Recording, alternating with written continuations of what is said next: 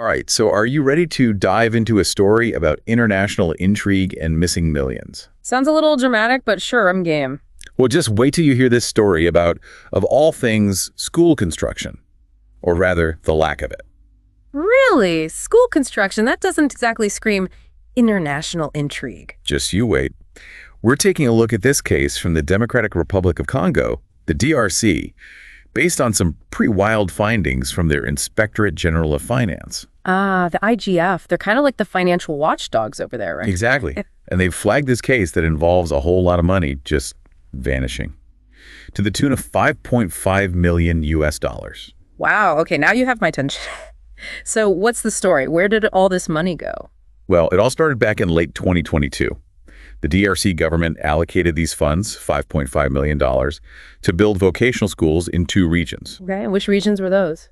We're talking Grand Kasai and Grand Bandundu. Okay, so far so good. The government wants to build schools, invest the money. Makes sense. What's the catch? The catch is that now, a year later, the schools are nowhere near finished. In fact, the IGF found that only about 25% of the construction has been completed. Wait, so only a quarter of the work is done?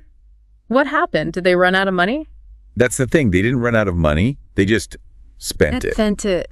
On what? Besides the schools, I mean. Well, that's the big question, isn't it? See, 3 individuals were put in charge of these funds. Gotcha. Who are these people? Their names are Kipulu Kabenga Antoinette, Michel Kabeya Biaye, and Madimba Kalonji. Okay, so what did these 3 do?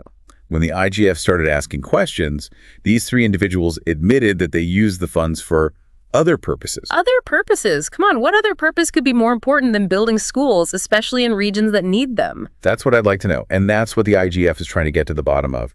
They're referring the case to higher authorities for further investigation and possible legal action. Makes sense. $5.5 million is a lot of money to just go missing. It is. And it's not just about the money, right? Yeah. This is about the impact this has on these communities. Yeah. These schools were supposed to provide vocational training, give people skills, improve their lives. Absolutely. And now those opportunities are on hold. Who knows for how long? This kind of corruption has a real human cost. Definitely. And unfortunately, this isn't an isolated incident, is it? We see this kind of thing happening in developing countries